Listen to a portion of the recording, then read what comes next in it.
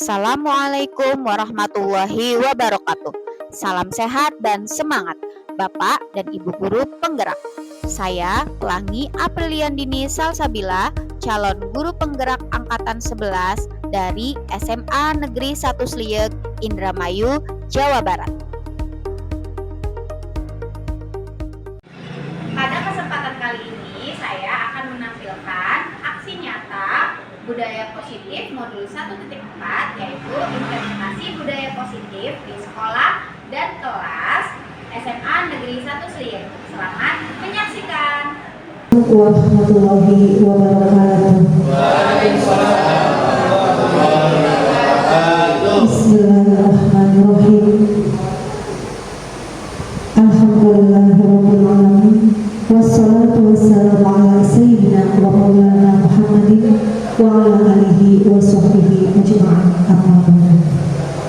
Yang terhormat Bapak Kepala Sekolah SMA Negeri 1 Sliek yang dalam hal ini diwakilkan oleh Wakaseknya Bapak Dr. Lukman, yang terhormat calon guru penggerak angkatan 11 Bapak Suwondo SPD dan juga Ibu Pelangi Salsabila SPD, dan tak ketinggalan kepada rekan guru yang kami banggakan.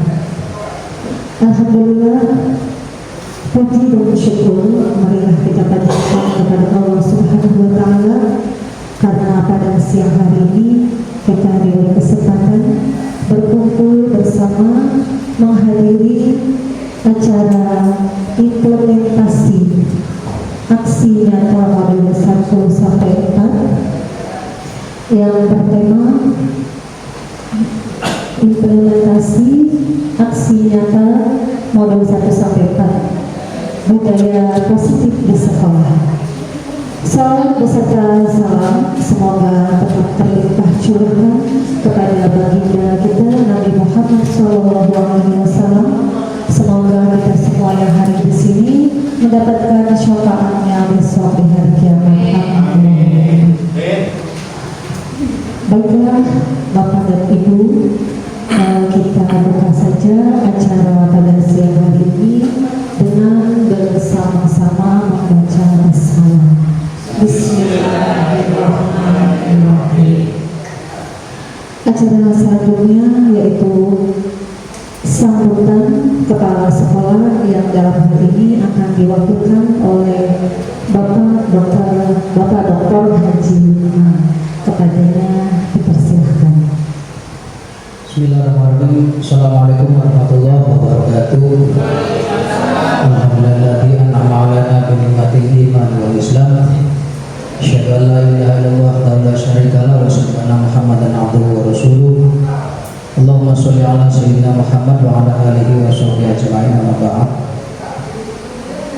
Bapak calon guru penggerak dan ibu-ibu yang hadir serta bapak yang hadir di sini yang saya hormati dan saya banggakan, puji syukur kepada Allah Subhanahu wa Ta'ala. Alhamdulillah bahwasanya pada siang hari ini kita sama-sama berkumpul dalam rangka menghadiri kegiatan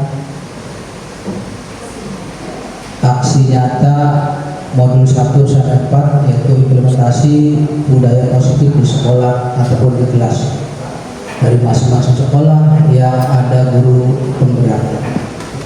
Semata-mata karena rindu yang telah diberikan Allah Subhanahu wa Ta'ala. Mudah-mudahan kita bisa mengikuti kegiatan ini dari awal sampai selesai, sampai akhir. Ada kegiatan yang diagendakan oleh calon guru penggerak, yaitu Bapak Suwondo SPD. Salam dan salam tercurah kepada Nabi besar Muhammad Sallallahu Alaihi Wasallam. Alhamdulillah, mudah-mudahan kita sebagai umatnya, sebagai pengikutnya di yaumil qiyamah kita akan mendapatkan syafaat serta barakahnya. Amin ya rabbal alamin. Bapak dan Ibu yang saya hormati dan saya banggakan, saya atas nama kepala sekolah SMA Negeri 1 Sliek pertama-tama mengucapkan banyak terima kasih atas kehadiran Bapak Ibu semuanya yang ada di sini. Mudah-mudahan dengan kegiatan ini kita akan memetik, akan mendapatkan hasil yang telah dicapai baik dari calon guru penggerak maupun kita sebagai yang hadir menyaksikan ataupun menghadiri kegiatan ini.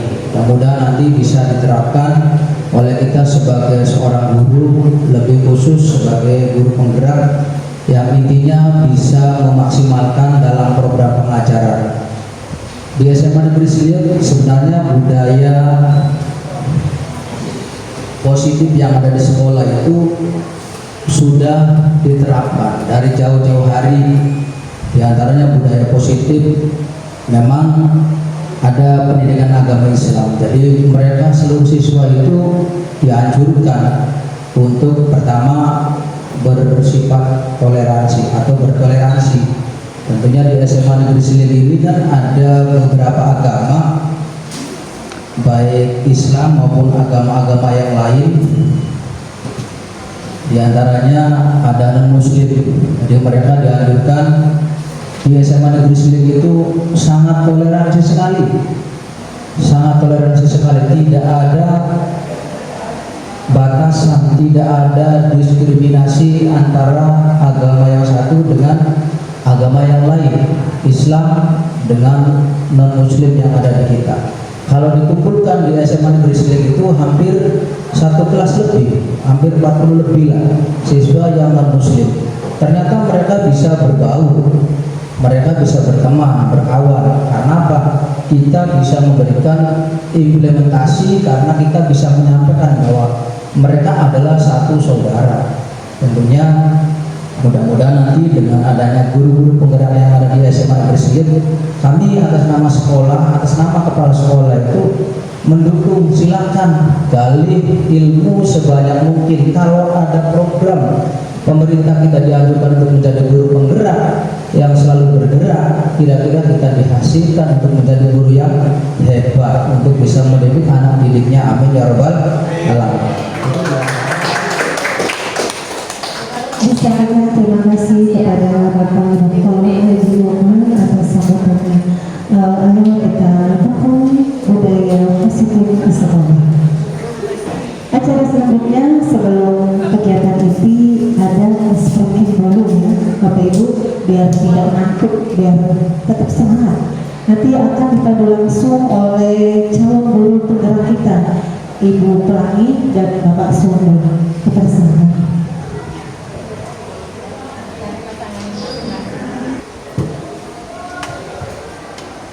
Sebelum kegiatan itu tentang pemaparan aksi nyata modul 1.4 budaya positif sekolah, maka kita ikuti dulu speaking yang akan dipandu langsung oleh CGP Angkatan 11 Bapak Suwondo SPD dan Ibu Pelangi SPD. Tepuk tangan dong.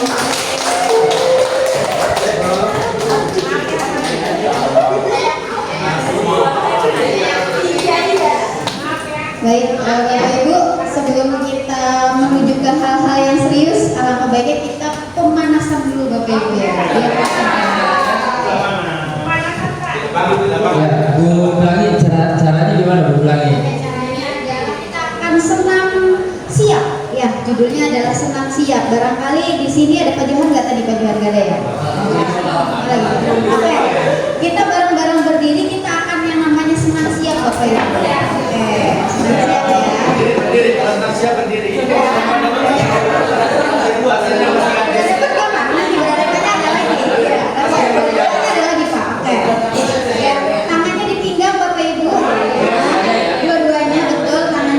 Dua-duanya, saya contohkan dulu Bapak Ibu ya. Jadi kata-katanya kayak gini: kanan kanan kanan, kiri kiri kiri, kanan kiri saya sudah siap, gitu ya. Oke. Belum, itu yang pertama, gerakan pertama. Gerakan yang kedua adalah maju maju maju, mundur mundur mundur, maju mundur maju mundur, saya makin siap. Siap Bapak Ibu? Oke. Jadi biar lemas Pak, boleh ya? Oke, siap ya? Ayo, lemas. Siap Bapak Ibu? Oke. 1, 2, 3. Kanan, kanan, kanan, kiri,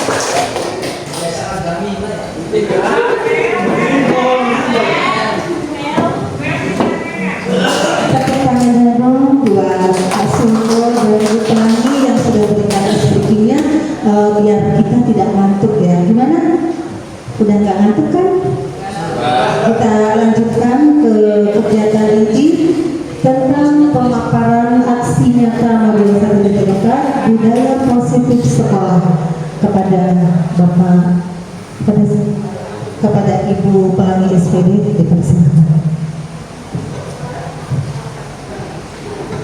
Baik, bismillahirrahmanirrahim. Assalamualaikum warahmatullahi wabarakatuh. Bapak Ibu, masih semangat? Oke, siap Bapak Ibu. Oke, kita masuk ke kegiatan inti materi ya Bapak Ibu ya. Jadi di kegiatan inti materi ini kita akan membahas tentang budaya positif Bapak Ibu yang tadi sudah ada dipaparkan.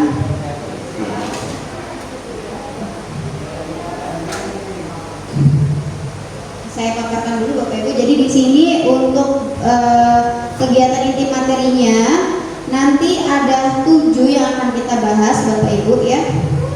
Sebentar. Nah, seperti ini Bapak Ibu. Jadi kegiatan inti kita akan ada 7 pembahasan, di mana pembahasan empat pertama itu akan dibahas oleh saya, dan juga pembahasan yang 3 terakhir akan dibahas oleh Bapak Suwardo Bapak Ibu ya. Oke, kita langsung saja Bapak Ibu. Kita akan yang pertama membahas tentang budaya positif itu sendiri Bapak Ibu ya.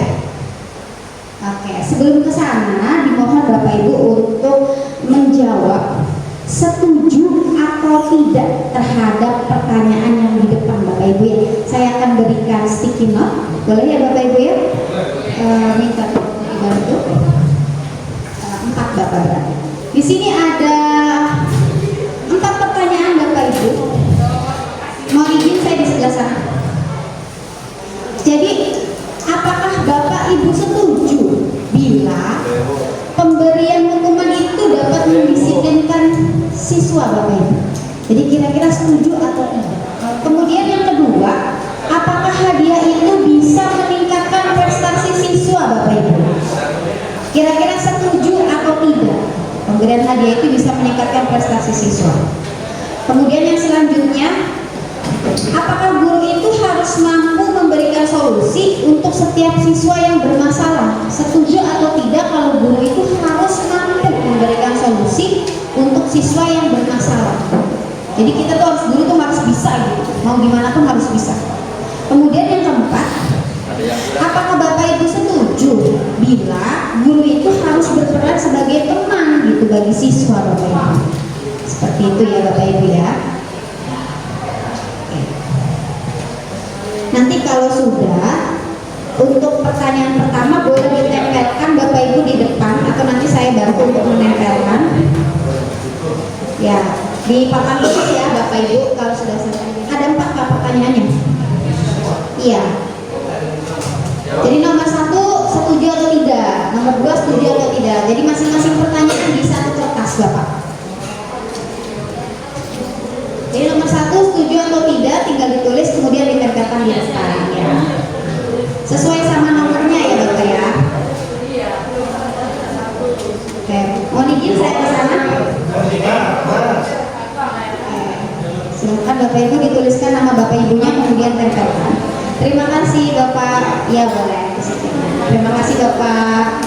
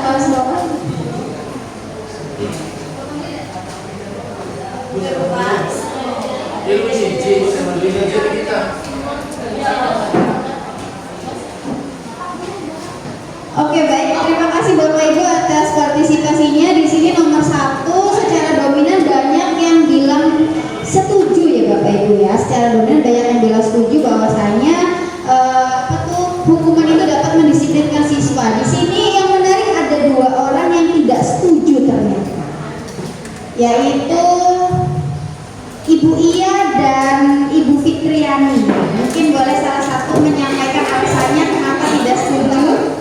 Ya, boleh? Gak apa-apa Bu. Boleh ya? Oke, bismillahirrahmanirrahim. Jawaban saya barangkali pemberian hukuman dapat mendisiplinkan siswa itu tidak setuju karena masih ada cara lain yang dapat kita lakukan untuk dapat kalau tujuan goalnya mendisiplinkan siswa, paling nggak dari kita harus memberikan contoh. Itu barangkali cara atau treatment yang bisa kita lakukan selain memberikan hukuman. Barangkali kalau hukuman sudah di ambang batas, barangkali kalau saya sabarnya udah habis, baru saya kasih hukuman. Itu barangkali. Ya, terima kasih. Oke, baik, terima kasih banyak. Ternyata tidak setuju ya. Kalau udah di ambang batas baru kita kasih hukuman. Oke, siap Bapak Ibu, terima kasih. Sudah baik berarti ya. Oke, siap. Nomor 2 itu kita mau lihat yang setuju ya Bapak Ibu ya. Jadi pemberian hadiah itu bisa meningkatkan prestasi siswa. Oke, kita lihat yang nomor 2 ada yang secara dominan setuju katanya. Boleh bisa disampaikan kenapa alasannya? Di sini ada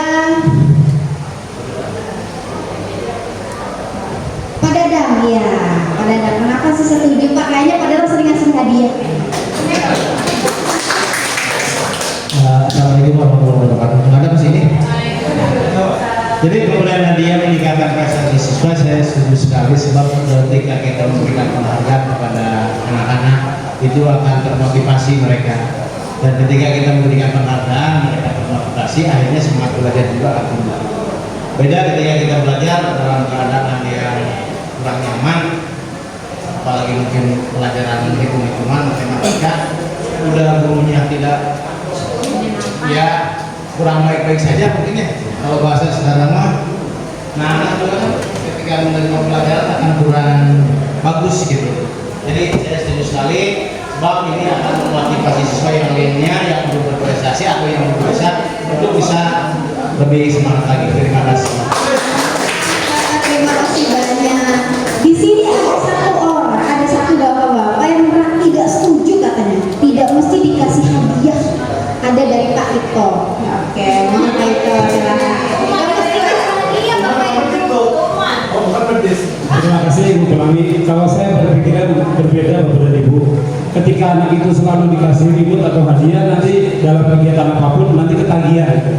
Jadi menurut saya nggak usah aja deh gitu. Itu aja Ibu. Iya, jadi ada yang tidak, ada yang setuju. Secara dominan setuju ya Bapak Ibu. Terima kasih banyak. Selanjutnya adalah guru itu harus memberikan solusi katanya untuk setiap masalah siswa. Masya Allah ya, jadi setiap masalah guru bisa gitu. Oke, di sini ada yang bilang karena guru adalah sebagai ortu di sekolah dan pengayom siswa untuk yang berkeluh kesah. Di sini menurut Bapak Kepala Sekolah katanya karena guru tuh sebagai orang tua, jadi kita harus bisa tempat berkeluh kesah, harus bisa menyelesaikan masalah anak-anak katanya gitu. Oke ya, kita hargainya. Terima kasih banyak, kasih tepuk tangan untuk Bapak. Iya, Kepala Sekolah ya gitu. Oke, rata-rata jawabannya setuju semua Bapak Ibu. Oh, ada yang tidak setuju ini. Satu orang tidak setuju katanya. Kita tuh nggak mesti menyelesaikan masalah anak-anak. Selanjutnya adalah keempat, yaitu pertanyaannya itu tentang harus jadi teman bagi siswa. Secara keseluruhan jawabannya, di sini ada yang jawabannya setuju dan tidak. Pak Heno boleh tolong dijelaskan Pak Heno? Setuju dan tidak katanya. Gimana tuh Pak? Baik, menurut saya guru berperan sebagai teman setuju.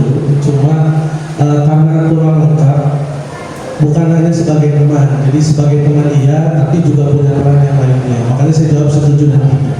Jadi selain sebagai teman, ada peran lainnya juga harus begitu.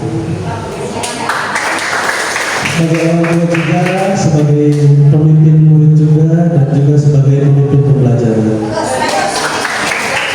Oke, punya peran banyak ya Bapak Ibu, jadi tidak hanya teman berpahala. Semua jawaban itu benar Bapak Ibu, maksudnya tidak ada yang benar, tidak ada yang salah, karena tergantung perspektif kita. Oke. Selanjutnya yaitu apa sih budaya positif Bapak Ibu? Mungkin ada satu orang mungkin yang mau menyebutkan. Oke, silakan. Assalamualaikum warahmatullahi wabarakatuh. Nama saya Tusliha. Atas pertanyaan itu saya ingin memberikan pendapat ya Bu. Saya pengajar di SMA Negeri 1 ya. Kebetulan tempat saya bekerja itu mempunyai budaya positif. Beberapa budaya positif diterapkan di sekolah saya. Menurut saya, pengertian budaya positif adalah kebiasaan baik yang selalu dilaksanakan dan terus-menerus, ya Bu. Salah satu budaya positif setiap pagi diantaranya di SMA Negeri 1 adalah menyambut siswa di pagi hari dengan bersalaman, itu sebagai bentuk budaya yang baik antara hubungan yang menggambarkan orang tua dan siswa. Kemudian budaya mengaji sebelum pembelajaran 15 menit itu juga bagus. Ada lagi sekarang literasi Bu. Literasi itu menanamkan budaya membaca agar siswa ini mencintai ilmu pengetahuan. Itu saja pendapat saya. Terima kasih.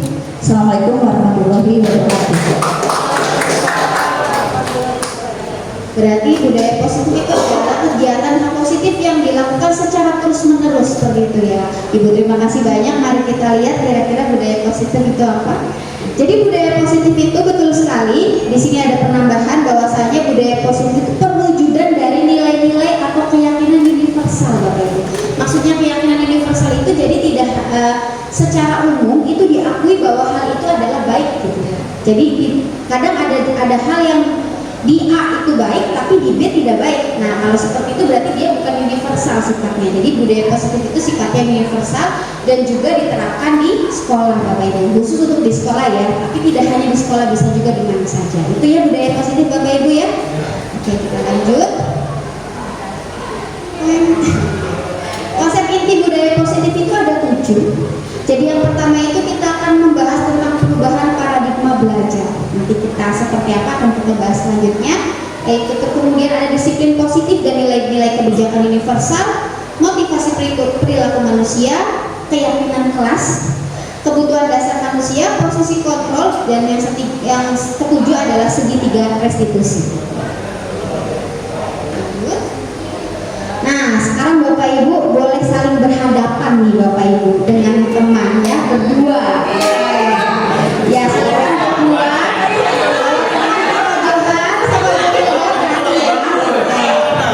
Nah, yang satu orang bertindak sebagai A ya, yang dimana A itu mempunyai tugas mengepalkan tangan Bapak Ibu ya. Oke ya, mengepalkan tangan. Bayangkan siapa yang mau jadi A Bapak Ibu ini ya. Oke ya, silakan ditentukan yang jadi A. Yang jadi A ini harus bisa. Jadi bayangkan bahwa di dalam kepalan tangan ini ada sesuatu yang sangat berharga ya, entah itu emas mungkin entah itu duit, mungkin orang harus dikepal ya. Kemudian dan harus menjaga benda itu ya Bapak Ibu ya, sebagai yang iya benda ya.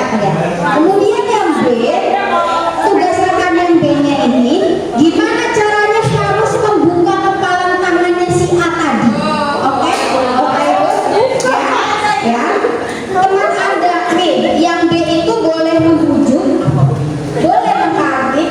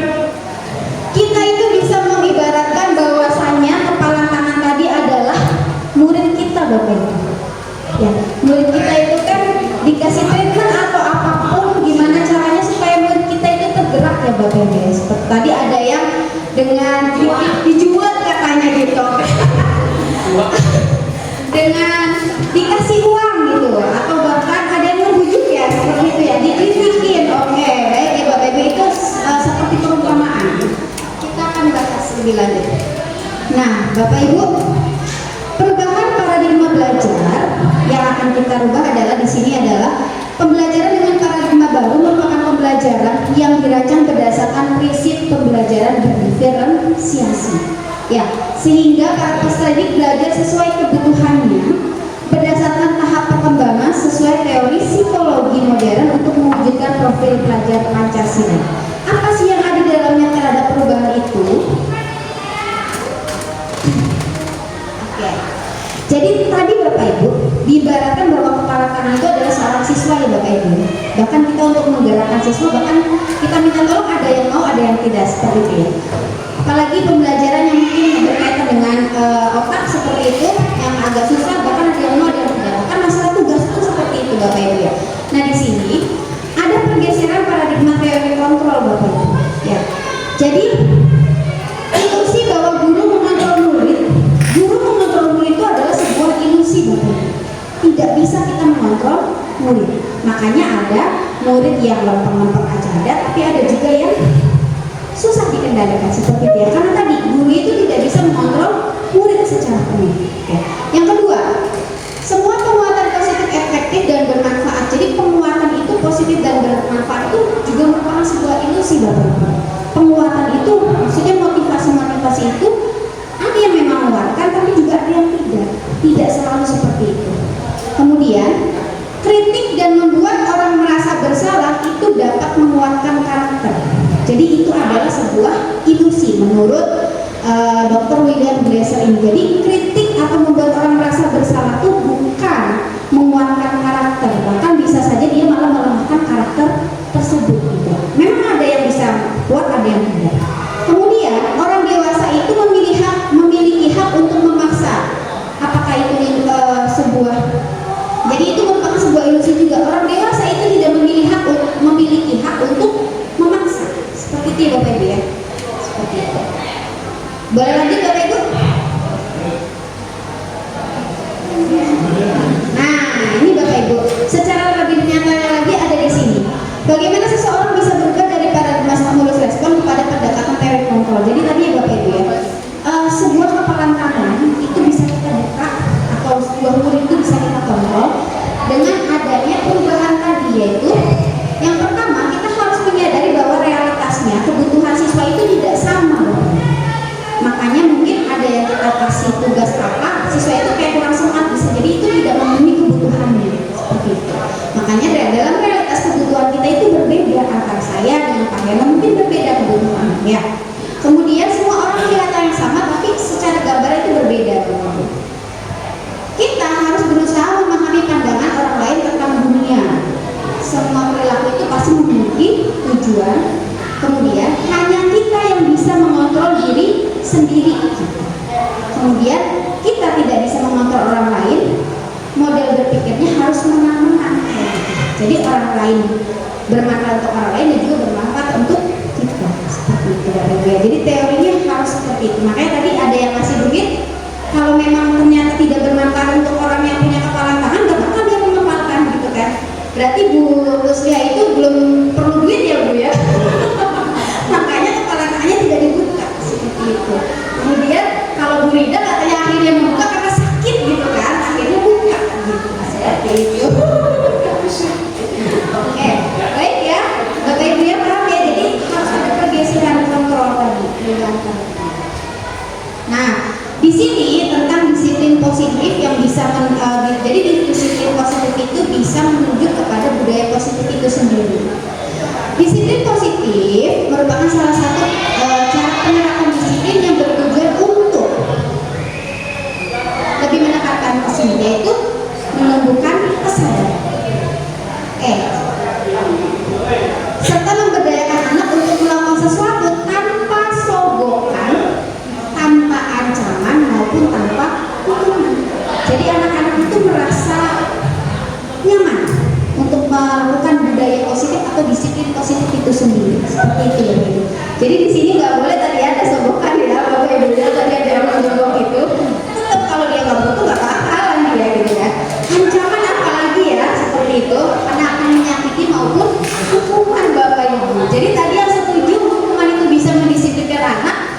Kira-kira bagaimana dengan adanya seperti ini?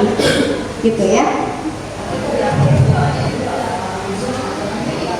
Apakah fisik atau mendidik? Oke, siap. Oke, terima kasih Ibu. Nanti akan ada penjelasan lebih lanjut tentang itu. Boleh kita lanjut Bapak Ibu? Oke ya. Nah, tujuan disiplin positif tadi sudah ya. Jadi untuk memotivasi murid bahwasanya kita itu bisa menjadi orang yang mereka inginkan. Jadi mereka tuh bisa menjadi orang yang mereka inginkan. Oh, ternyata hal ini bisa membuat kita menjadi diri kita sendiri seperti itu. Dan menghargai diri sendiri dengan nilai yang mereka percaya. Itu lebih kepada tujuan disiplin positif. Jadi tujuannya itu kira-kira mereka juga paham dan kebijakan itu bersifat bahwa dia baik. Ya. Nah, di sini tentang nilai kebijakan universal yang tadi saya sampaikan bahwasanya nilai ini pasti disetujui sama semua orang, tidak bisa yang satu setuju atau yang satu tidak. Contoh ya Bapak Ibu ya, di situ ada profil pelajar Pancasila, ini sudah pasti semua orang menyadari bahwa itu adalah baik. Seperti itu ya Bapak Ibu. Ada nggak kira-kira dari profil pelajar Pancasila yang Bapak Ibu tidak setuju bahwa itu baik? Ada Bapak Ibu? Tidak ada? Jadi untuk profil pelajar Pancasila baik ya Bapak Ibu ya. Kemudian di sini ada toleransi, rasa hormat dan sebagainya. Ini kira-kira ada yang tidak baik nggak Bapak Ibu di sini? Baik semua ya. Oke, keterampilan hidup life skill ini juga baik. Ada yang tidak baik nggak Bapak Ibu? Untuk kehidupan kita seperti ini. Untuk disiplin positif, untuk budaya positif, apakah ada hal yang tidak baik di sini Bapak Ibu? Tidak ya, baik semua ya. Oke baik. Ini yang disebut sebagai kebijakan universal. Jadi semuanya pasti menyetujui bahwa itu baik kayak gitu. Lanjut ya. Ini sejalan dengan Ki Hajar Dewantara itu sendiri. Jadi menurut beliau bahwasanya suatu kemerdekaan itu pasti searah dengan adanya self disiplin. Jadi disiplin diri sendiri. Jadi seseorang itu merdeka pasti karena dia punya keinginan atau disiplin yang harus mereka lakukan secara mandiri. Dorongannya lebih kuat ke sana. Bukan karena disogok, bukan karena dirayu, ataupun bukan karena hal lain, tapi dari dirinya sendiri. Itu Bapak Ibu. Seperti itu ya Bapak Ibu ya. Kita lanjut Bapak Ibu.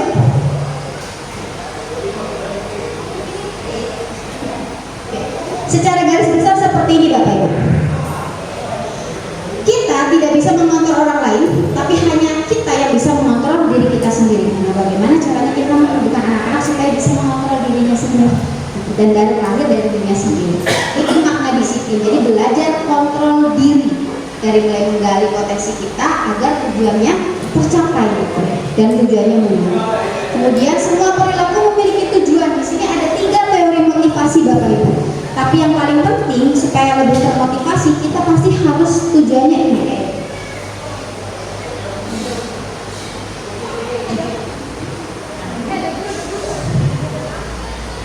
Oke, ini ya Bapak Ibu ya.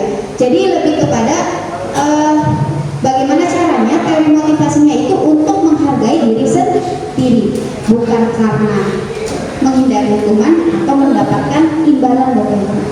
Ya, jadi kalau mendapatkan imbalan tadi kata Pak siapa?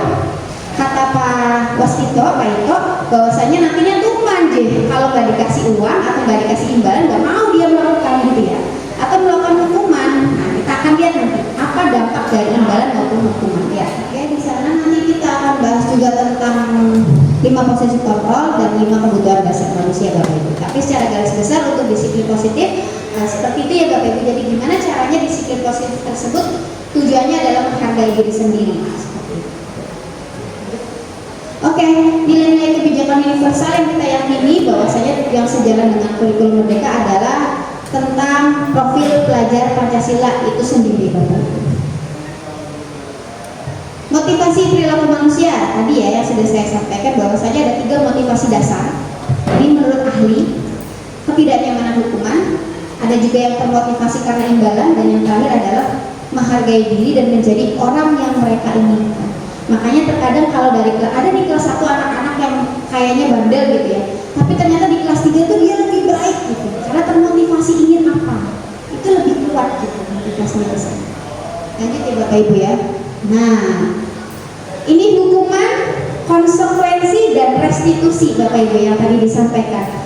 Kata Bu Tusliha bahwasanya hukuman tergantung hukumannya, ada yang baik atau ada yang buruk gitu ya. Hukumannya mendidik atau tidak, seperti itu. Kita akan di sini terbagi menjadi 3 Bapak Ibu.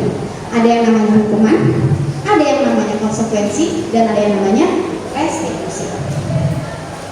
Hukuman itu boleh di sana ada hukuman itu adalah sesuatu yang apa katanya Bapak Ibu? Menyakitkan. Jadi hukuman itu sesuatu yang menyakitkan Bapak Ibu.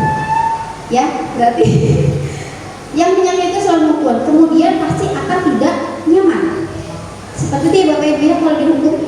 Dan murid itu biasanya membenci peraturan Bapak Ibu. Apalagi peraturannya yang mereka tidak tahu manfaatnya apa untuk mereka. Betul nggak? Seperti itu ya. Kenapa sih harus bersepatu hitam? Kenapa harus dipotong rambutnya? Seperti itu Bapak Ibu. Itu peraturan yang biasanya ya. Kemudian kalau konsekuensi itu apa ini Bapak Ibu? Sesuatu harus terjadi dari apa yang mereka tanam, itu yang harus terjadi, itu yang disebut sebagai konsekuensi Bapak Ibu. Kemudian tidak nyaman untuk murid, tapi untuk jangka waktunya biasanya pendek. Yang lama, oh iya ya karena saya begini jadi begini deh. Yang terakhir adalah restitusi. Jadi restitusi itu merupakan pilihan. Biasanya kalau restitusi itu menguatkan murid atau anak Bapak Ibu ya. Dan fokusnya pada pemecahan masalah. Seperti itu ya. Nah, kalau di konsekuensi kira-kira ada pemecahan masalah nggak Bapak Ibu? Tidak ya Pak ya? Iya, biasanya ya udah emang itu yang harus terjadi gitu. Oke. Kemudian untuk restitusi itu biasanya akan ada hal positif yang terjadi. Jadi mendorong disiplinnya lebih kuat Bapak Ibu. Menurut para ahli seperti itu dan sempat kita coba dan memang seperti itu Bapak Ibu untuk restitusi ya. Hukuman seperti ini, konsekuensi murid anak belajar taat peraturan, tapi kalau restitusi murid diharapkan bisa memecahkan masalah dari sebuah restitusi. Oke Bapak Ibu boleh kita ganti slide-nya ya. Nah berdasarkan bagian tersebut bisa kita rangkum bahwasanya hukuman itu tidak terencana, bersifat satu arah, kemudian bisa berupa hukuman fisik, bisa juga psikis Bapak Ibu. Bahkan kita ngomong kamu ini bla bla bla bla, itu bisa menjadi sebuah hukuman buat anak kayak gitu ya. Bahkan untuk kita sendiri kan gak enak juga ya seperti itu kan. Kemudian kalau bersifat terencana ini konsekuensi ya, mohon maaf, kalau konsekuensi itu bersifat terencana sudah disepakati, misalkan kayak tadi bentuk-bentuk konsekuensi dibuat oleh pihak guru biasanya atau sekolah. Contohnya ya kesepakatan gitu. Contohnya setelah 3 kali melanggar peraturan maka kalian harus begini. Sudah diberitahu di awal biasanya kalau konsekuensi seperti itu. Kalau restitusi jadi proses menciptakan kondisi bagi murid untuk memperbaiki kesalahan mereka. Nanti kita akan ada tahapan restitusi. Ya Bapak Ibu ya. Oke. Paham ya Bapak Ibu? Nah, oke. Kira-kira di sini ada pertanyaan Bapak. Kira-kira mencatat 100 kali di dalam buku untuk kalimat saya tidak akan terlambat lagi karena terlambat ke sekolah itu apakah konsekuensi atau hukuman Bapak Ibu? Boleh? Dijawab silakan. Konsekuensi atau hukuman untuk keadaan seperti ini? Umir mungkin? Boleh? Konsekuensi atau hukuman? Pak itu? Konsekuensi mungkin menurut saya. Konsekuensi? Hal ini dilakukan karena anak itu sudah melakukan kesalahan yaitu terlambat. Jadi ketika dia melakukan kesalahan, kemudian konsekuensinya ya harus mencatat seperti itu dan untuk ditaati. Seperti itu pikiran saya. Oke, baik. Terima kasih. Ada yang menjawab hukuman mungkin di sini? Tidak ada? Setuju dengan konsekuensi Bapak Ibu? Boleh angkat tangannya bagi yang berbeda. Oh, Pak Dadang boleh. Silakan. ketika berbicara konsekuensi dan hukuman, ini siswa disuruh mencatat 100 kali itu karena adanya pelanggaran gitu kan ya. Hanya saya setuju dengan Pak Ibu ya, bukan konsekuensi hukuman itu untuk menulis saya tidak akan terlambat lagi dengan catatan ya supaya masuk otak itu ke bawah sadarnya gitu bisa memperbaiki diri. Ini hukuman atau konsekuensi hukuman? Iya, hukuman akibat dari keterlambatan tersebut atau dari perbuatan tersebut. Oke, baik, siap. Ada yang menjawab hukuman, ada yang menjawab konsekuensi. Oke, baik Bapak Ibu. Mencatat 100 kali di dalam buku kalimat, saya tidak akan terlambat lagi karena terlambat ke sekolah. Kalau apakah ini menyakiti anak Bapak Ibu? Dengan 100 kali, boleh?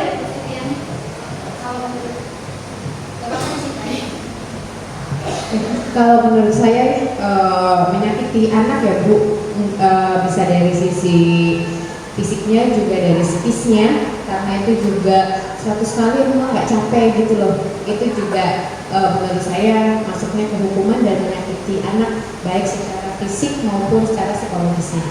Karena hal itu. Terima kasih Bu. Oke, siap. Terima kasih banyak Bapak Ibu.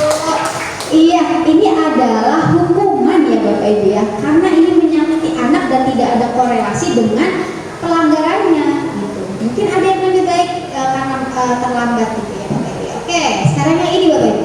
Lari berkeliling lapangan basket 2 kali karena terlambat hadir di sekolah. Kira-kira hukuman atau konsekuensi? Iya, betul. Ini adalah hukuman Bapak Ibu karena ini menyakiti juga. Ya, ke sana ya. Apa hubungannya sama terlambat sekolah sama muter-muter? Kira-kira ada hubungannya juga Bapak Ibu? Gak ada ya? Oke. Lari keliling lapangan karena terlambat 10 menit saat pelajaran PJOK. Konsekuensi, betul Bapak Ibu, karena ada hubungannya ya. Orang pelajaran PJOK sah-sah saja kayak gitu ya, betul. Oke, satu lagi, membersihkan coretan yang dibuatnya di meja tulis. Konsekuensi, betul ya, karena sudah membersihkan coretan ya udah konsekuensinya harus dibersihkan. Seperti itu ya Bapak Ibu ya. Jadi Bapak Ibu sudah bisa membedakan antara hukuman dan konsekuensi. Oke, lanjut ya Bapak Ibu. Dihukum oleh penghargaan tadi yang disampaikan bahwasanya Pak Ito tidak setuju dengan adanya terus penghargaan karena nanti tuman katanya betul. Ternyata menurut para ahli penghargaan itu juga bisa menghukum anak-anak Bapak Ibu. Yang pertama, pengaruh jangka pendek dan jangka panjang. Jadi jangka pendeknya ya tadi anak-anak mungkin yang pertama dia akan semangat gitu ya, ada penelitiannya. Tapi lama-kelamaan karena tidak ada apa sih namanya penghargaan lagi, jadinya kan udah semangat. Aus gak orang ditanya apa-apa. Kemudian penghargaan merusak hubungan tadi. Bapak itu mau nggak ngasih apa-apa, udah aku menurutnya sama ini aja. Mungkin seperti itu. Dan penghargaan itu menghukum, motivasi dalam diri juga biasanya berkurang Bapak Ibu dengan adanya penghargaan seperti itu ya, itu menurut para ahli dan juga sudah dilakukan penelitian seperti itu. Lanjut, keyakinan kelas. Mengapa keyakinan kelas bukan peraturan kelas? Supaya bisa menjawab, boleh tolong dijawab Bapak Ibu, atau mengapa kita memiliki peraturan tentang penggunaan helm pada saat mengendarai kendaraan roda 2 atau motor? Kenapa sih harus ada peraturan penggunaan helm Bapak Ibu? Boleh? Silakan. Kenapa kita memiliki peraturan harus menggunakan helm? Boleh, silakan. Bu Rida. Mengapa ada peraturan kita harus menggunakan helm saat mengendarai kendaraan roda 2? Itu yang pertama karena safety ya.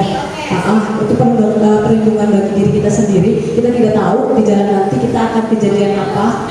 Sebaik-baiknya kalau kita jatuh dari motor, kepala kita masih ada yang melindungi gitu. Kepala itu berarti pusatnya kita semua gitu. Jadi ya memang harus ada peraturan tentang penggunaan helm dan memang harus ada razia tentang tidak penggunaan helm gitu, karena kepala merupakan bagian penting dari tubuh kita kayak gitu. Ya, terima kasih Bu Rida. Misalnya untuk safety, untuk keselamatan. Oke, kenapa juga kita memiliki peraturan penggunaan masker dan mencuci tangan setiap saat, Bapak Ibu? Untuk apa? Sama, kesehatan ya, dan keselamatan. samakan gitu ya. Oke. Jadi keyakinan dan peraturan kenapa berbeda? Kalau keyakinan kalau keyakinan itu sudah pasti kita yakini, meskipun tidak ada peraturannya pasti kita lakukan. Tapi kalau peraturan, kalau dianya nggak yakin, makanya masih ada orang yang tidak menggunakan helm karena dia yakin beli apa kayak gitu ya, nggak apa-apa kok, karena dianya yakin nggak apa-apa gitu ya. Seperti itu ya Bapak Ibu. Jadi kenapa sih harus keyakinan kelas bukan peraturan kelas gitu? Karena keyakinan kelas itu sudah pasti diyakini sama semua anak di dalam kelas itu sendiri, makanya mereka akan secara sukarela pasti melakukan gitu Bapak Ibu. Nah, keyakinan nilai kebajikan universal yang tersirat ya seperti itu. Di sini sudah peraturan adalah ketentuan yang mengikat. Jadi peraturan itu belum tentu diyakini, tapi kalau sudah keyakinan sudah pasti dilakukan. Kayak gitu ya Bapak Ibu ya. Selanjutnya ini ya. Jadi keyakinan kelas dibuat itu berdasarkan kesepakatan guru, siswa dan bersifat universal. Tadi semua anggota kelas itu yakin kalau keyakinan kelas itu adalah baik untuk dirinya. Seperti itu yang disebut sebagai keyakinan kelas, bukan peraturan kelas. Ya. Makanya harus ada kesepakatan. Kalau peraturan biasanya dibuat oleh guru bersifat satu. Seperti peraturan sekolah itu apakah keyakinan kelas Bapak Ibu? Enggak ya, kalau peraturan kelas karena dibuatnya secara searah gitu, tidak kesepakatan. Seperti itu ya Bapak Ibu ya.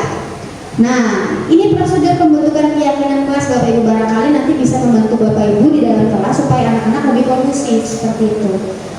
Yang pertama yaitu mempersiapkan warga sekolah untuk mencurahkan idenya. Jadi biasanya saya pernah menggunakan itu, jadi anak-anak saya kasih ini biasanya sticky note ataupun mengisi di Mentimeter tentang keyakinannya mereka.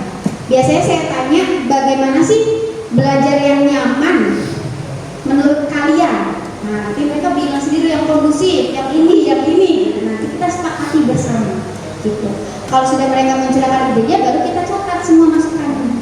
Setelah itu, baru kita ganti kalimat negatif menjadi positif. Contoh,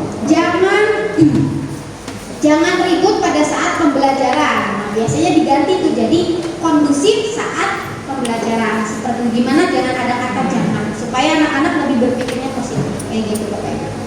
Kemudian tinjau kembali curahan pendapat. Jadi ditinjau itu setuju atau tidak yang lainnya. Bahkan ada pendapat yang tidak setuju kan kita tidak bisa sepakati sebagai suatu keyakinan. Ya. Sampai terakhir yaitu keyakinan kelas tersebut ditandatangani dan ditempel. Gitu. Nanti kita akan ada prakteknya. Selanjutnya, sesi saya sudah berakhir Bapak Ibu. Kira-kira nanti saya akan lanjutkan di sesi terakhir dari cerita jawab ya Bapak Ibu ya. Barangkali yang mau bertanya bisa dituliskan terlebih dahulu saja. Oke, terima kasih banyak atas perhatiannya. Saya lanjutkan kepada Bapak Suwondo di sini. Baik, Bapak Ibu, kita lanjutkan ke materi berikutnya yaitu prosedur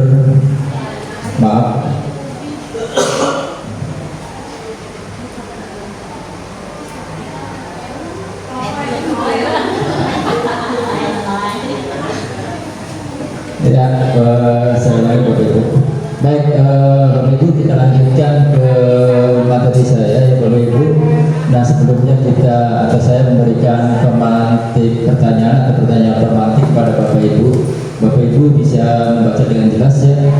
Pertanyaan pertama adalah Tisa dan Hana dipanggil masuk ke ruangan Ibu Dewi, Kepala Sekolah SMA. Kemudian Ibu Dewi baru saja mendapatkan pengaduan dari Ibunda Tisha bahwa Hana menggunakan kata-kata kasar dan merendah-rendahkan Tisha di sosial media. Anto jarang sekali hadir di pembelajaran jarak jauh, dan pada saat hadir pun Anto seringkali menggunakan kata-kata kasar di kolom chat, mengejek teman-temannya. Hal ini sudah sangat mengganggu dan beberapa orang tua murid yang mengikuti pembelajaran daring mengeluhkan tentang perilaku Anto di pembelajaran jarak jauh. Pertanyaannya Bapak Ibu, bila Anda seorang kepala sekolah, amin ya Bapak Ibu ya, penerapan disiplin apakah yang Anda lakukan untuk kasus Hana dan kasus Anto dan mengapa?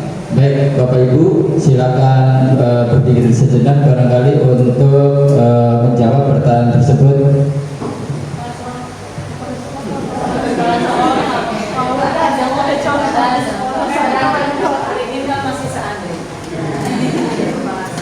Sudah cukup Bapak Ibu ya. Saya coba barangkali mantan kepala sekolah ya, Bapak Dadang terlebih dahulu barangkali bisa menjawab. Tapi saya bukan narasumber ya Bu ya.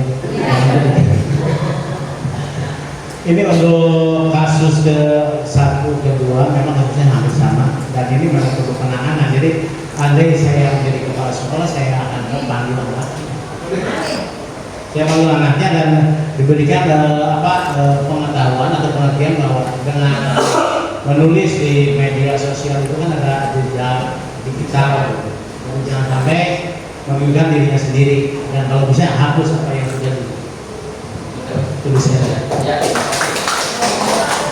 Terima kasih Bapak Dadang. Dan barangkali ada punya pendapat lagi Pak Waskito ya? Iya, Pak Waskito lagi. Mantan kepala sekolah juga Pak? Karena beliau barangkali Terima kasih Pak Wano. Iya, hampir sama dengan Dadang. Jadi anak ini saya panggil dulu, klarifikasi belum enggak. Kemudian ketika benar, ya sama sih. Jadi bahwa ini adalah era digital, jadi sangat sulit untuk dihapus. Jadi kedepannya itu harus lebih hati-hati lagi dalam berkata-kata di media sosial. Kemudian yang melakukan tindakan kata-kata kasar ini di tulisan berjanji kedepannya untuk tidak mengulangi lagi Pak. Gitu. Seperti itu mungkin untuk penanganan pertama. Terima kasih. Pak Waskito ini luar biasa sekali ya. Mudah-mudahan beliau ini calon kepala sekolah yang akan datang. Begitu Bapak Ibu, barangkali kurang lebihnya dan kita ke materi yang kelima yaitu kebutuhan dasar manusia. Bapak Ibu, sebetulnya ini juga sudah sering Bapak Ibu kalau seandainya baca atau alami pada kehidupan sehari-hari Bapak Ibu ya, bahwa pada intinya kebutuhan dasar manusia itu yang pertama untuk bertahan hidup tentunya Bapak Ibu ya. Kemudian yang kedua adalah kasih sayang dan rasa diterima ya, atau psikologis ya Bapak Ibu. Dan kemudian ketiga yaitu penguasaan ya Bapak Ibu ya. Kemudian keempat kebebasan dan yang terakhir adalah kesenangan. Itu adalah 5 kebutuhan dasar manusia ya Bapak Ibu. Kemudian kalau kita lanjut, nah ke dunia berkualitas Bapak Ibu. Bapak Ibu bisa lihat bahwa yang dimaksud dengan dunia berkualitas Anda adalah tempat khusus dalam pikiran Anda, tempat Anda menyimpan gambaran, representasi dan semua yang Anda inginkan. Bisa berisi orang-orang, hal-hal dan apa saja yang terbaik dalam hidup Anda dan membuat Anda merasa bahagia dan terpenuhi kebutuhan dasar Anda. Itu dunia berkualitas. Dan menurut Dr. William Gleiser Bapak Ibu ya, ini ahli psikiater ya Mas Yono ya, dari Amerika kalau nggak salah, dia menyebutkan bahwa seperti semacam album foto sehingga isinya tidak akan terlalu banyak Bapak Ibu dan hanya akan terdiri dari beberapa hal saja yang signifikan dan benar-benar terbaik dalam hidup Anda dan membuat hidup Anda menjadi lebih bermakna. Itulah dunia berkualitas. Kemudian kebutuhan dasar tadi bersifat lebih umum dan universal Bapak Ibu, sedangkan dunia berkualitas ini lebih unik dan personal. Nah, kemudian bahwa dalam dunia berkualitas juga bahwa murid kita juga mempunyai gambaran dunia berkualitas mereka.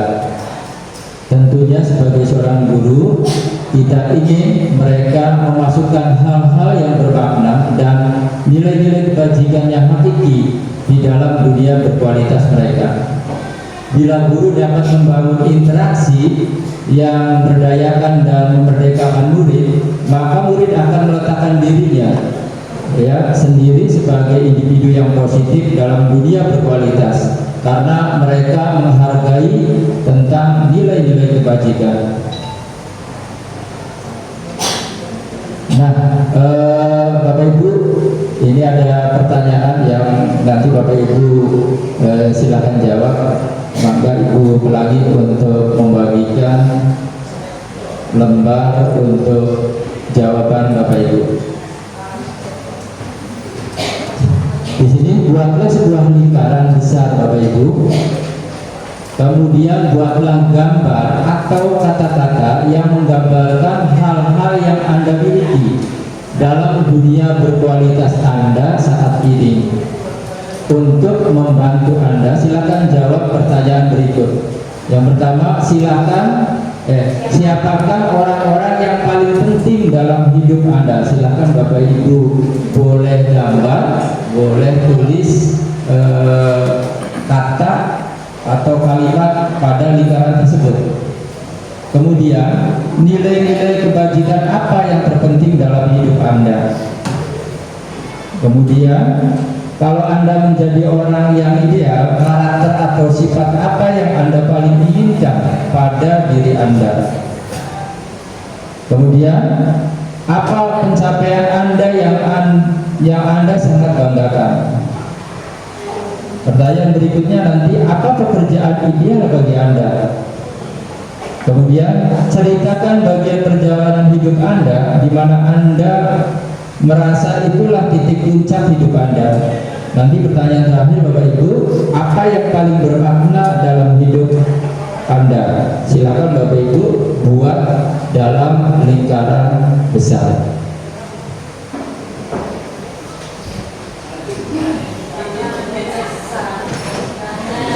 Ya, dalam lingkaran besar ya Bapak Ibu tulis siapa orang yang paling penting dalam hidup Anda.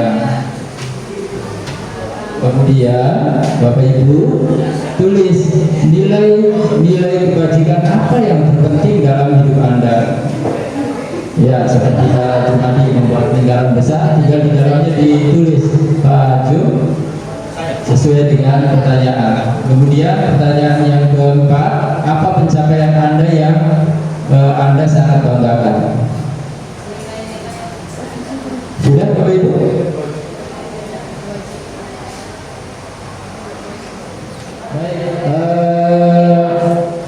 Bapak Ibu sudah menggambarkan hal-hal yang Bapak Ibu buat dalam dunia berkualitas Bapak Ibu. Saya minta barangkali Bapak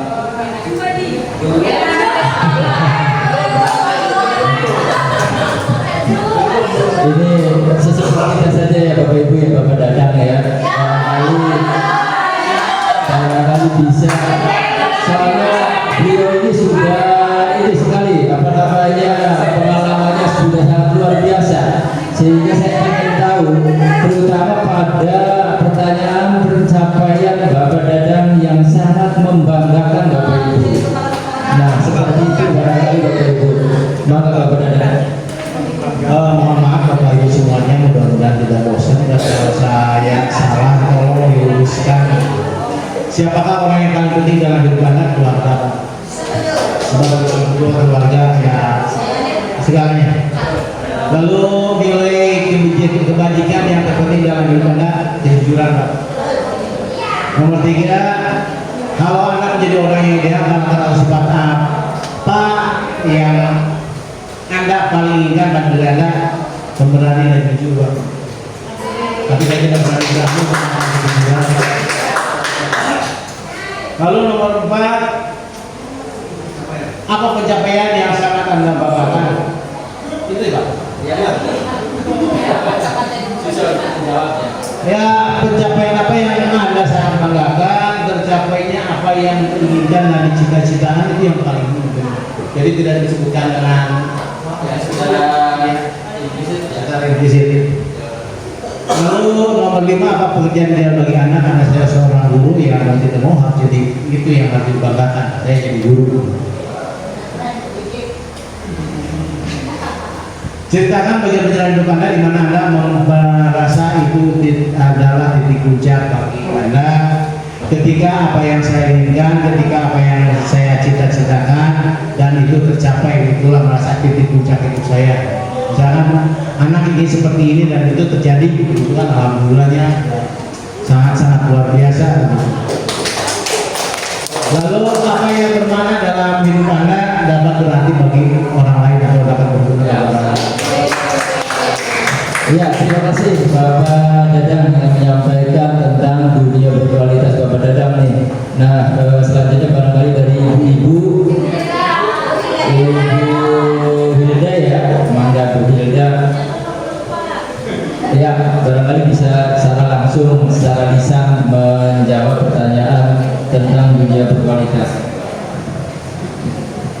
Beberapa yang sama ya Pak jawabannya seperti Pak Dadang. Yang pertama, saya orang-orang yang paling penting dalam hidup saya, terutama keluarga ya Pak, keluarga nomor 1 di hidup saya. Terus nilai-nilai kebajikan yang terpenting dalam hidup saya itu saya suka orang-orang yang rendah hati, ramah, sama berbuat baik. Jadi itu hal yang paling penting buat saya. Kemudian menjadi orang ideal yang atau sifat apa yang saya inginkan. Saya ingin jadi orang yang berani, tegas, dan punya pendirian. Kemudian pencapaian yang saya banggakan mungkin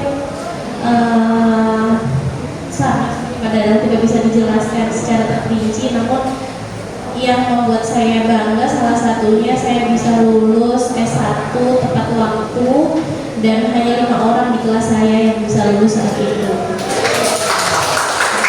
Kemudian pekerjaan ideal bagi saya sama seperti Pak Dadang, karena saya seorang guru dan saya sekarang sudah menikmati menjadi guru di Megaranto Solo.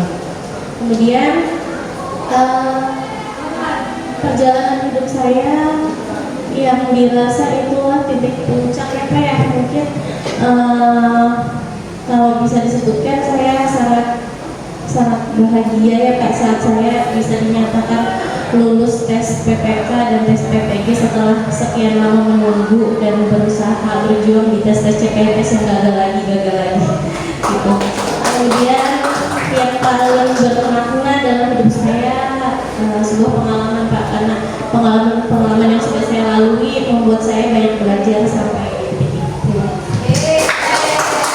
Ya, terima kasih Bu Hilda ya. Ada beberapa sebetulnya kesamaan dalam menjawab hal-hal yang dalam dunia berkualitas, seperti halnya pada nilai kebajikan apa yang dalam hidup Anda sama Ibu Hilda menyukai orang yang rendah hati seperti saya itu ya, contohnya seperti itu.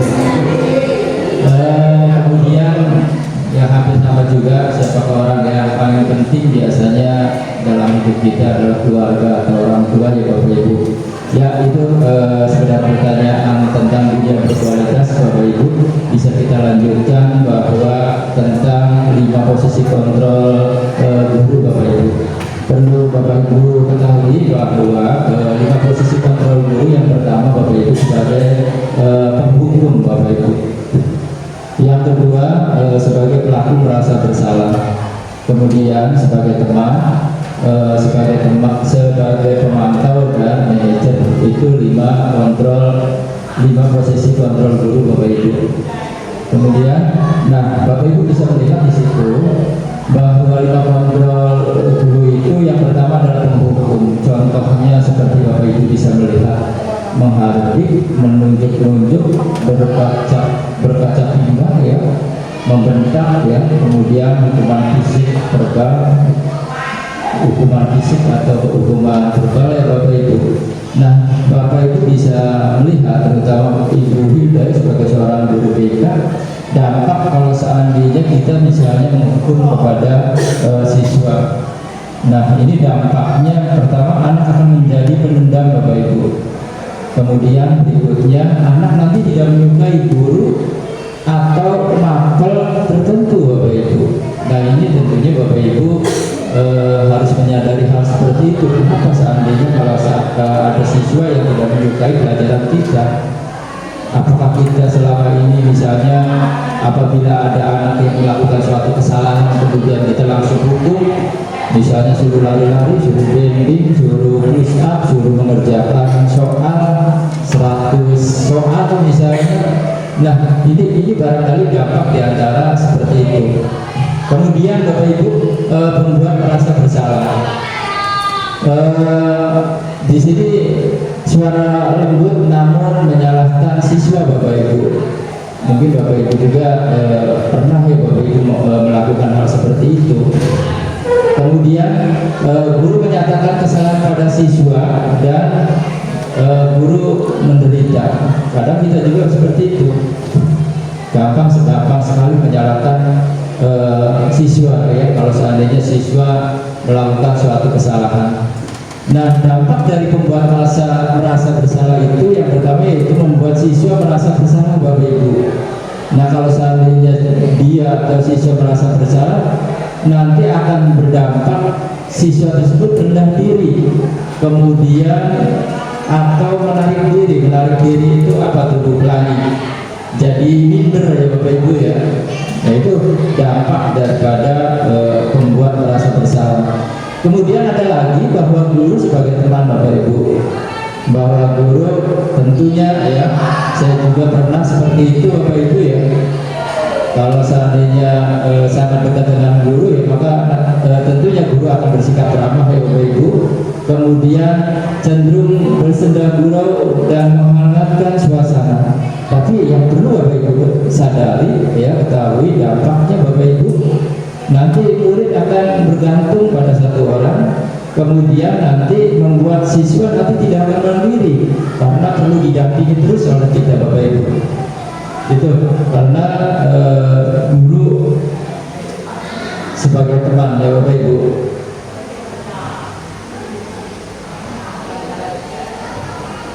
Nah, kemudian berikutnya yang keempat ya, sebagai pemantau Bapak Ibu.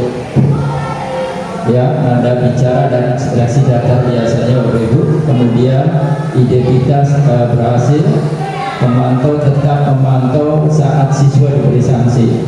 Nah, ini dampaknya Bapak Ibu bisa melihat ya, menghitung hadiah atau hukuman yang diberi tanpa melihat nilai kebajikan.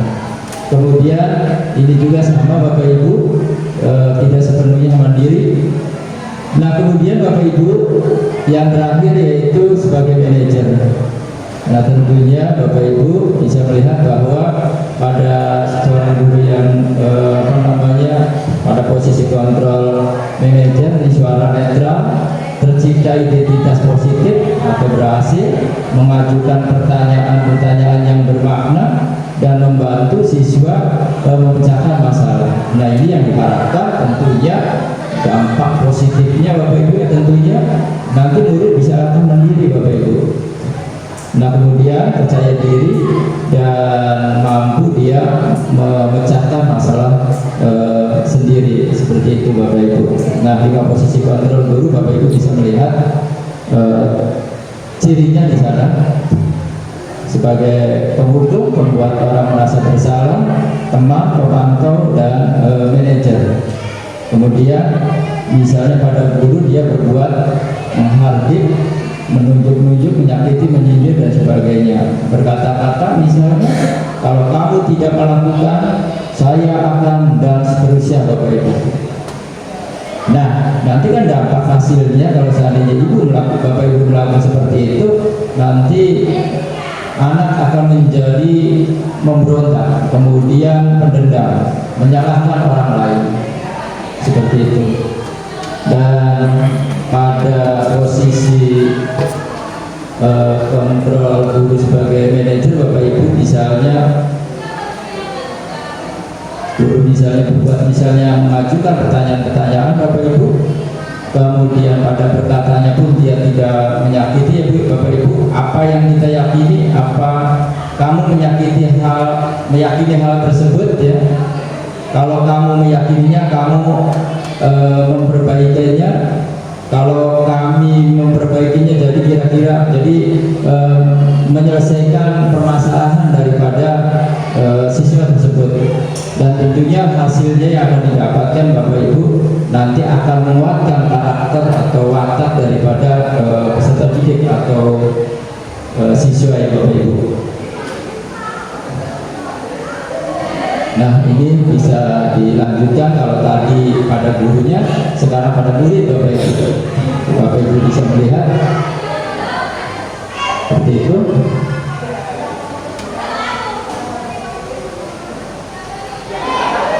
Itu Bapak Ibu, dan sekarang kita akan membahas tentang segitiga restitusi Bapak Ibu, yang tadi sepertinya sudah disampaikan oleh Bu Pelangi ya Bapak Ibu. Restitusi adalah proses menciptakan kondisi bagi murid untuk memperbaiki kesalahan mereka sehingga mereka bisa kembali pada kelompok mereka dengan karakter yang lebih kuat. Ini berdasarkan definisi daripada dosen Bapak Ibu ya, yang sudah disampaikan tadi oleh Ibu Pelangi. Nah, inilah yang dimaksud dengan segitiga restitusi Bapak Ibu. Hal yang pertama yaitu menstabilkan identitas. Apa sih menstabilkan identitas? Nanti kita akan bahas ya Bapak Ibu. Kemudian yang kedua adalah validasi tindakan yang salah. Ketiga adalah menanyakan keyakinan. Nah, pada menstabilkan identitas, nah Bapak Ibu bisa melihat di bawahnya setiap orang pasti melakukan kesalahan. Ini contoh daripada suatu kalimat bagaimana kita bisa menstabilkan identitas daripada siswa Bapak Ibu. Kemudian kamu bukan satu-satunya yang pernah melakukan hal ini. Nah, ini kalimat-kalimat seperti ini bisa menstabilkan identitas daripada siswa Bapak Ibu. Dan kemudian kalimat-kalimat yang lain tentunya yang sudah Bapak Ibu pernah lakukan. Bisa kita lihat langsung Bapak Ibu, apa sih yang dimaksud dengan menstabilkan identitas ya. Seperti itu. Bagian dasar dari segitiga yaitu bertujuan untuk mengubah identitas anak dari orang yang merasa tadinya gagal ya Bapak Ibu karena melakukan suatu kesalahan, diharapkan ini menjadi orang yang berhasil atau sukses Bapak Ibu. Itulah bagian dasar dari segitiga restitusi Bapak Ibu. Jadi yang diharapkan nanti dalam menyelesaikan suatu permasalahan ya, kita stabilkan dulu identitas peserta didik Bapak Ibu. Kemudian anak yang melanggar peraturan karena sedang mencari perhatian adalah anak yang sedang mengalami kegagalan Bapak Ibu. Jadi sebetulnya kadang anak melakukan suatu hal-hal yang tidak kita harapkan ya Bapak Ibu. Itu bukan berarti anak yang dia itu gagal Bapak Ibu, tapi kadang anak itu mencari perhatian kita, apalagi kita seorang guru.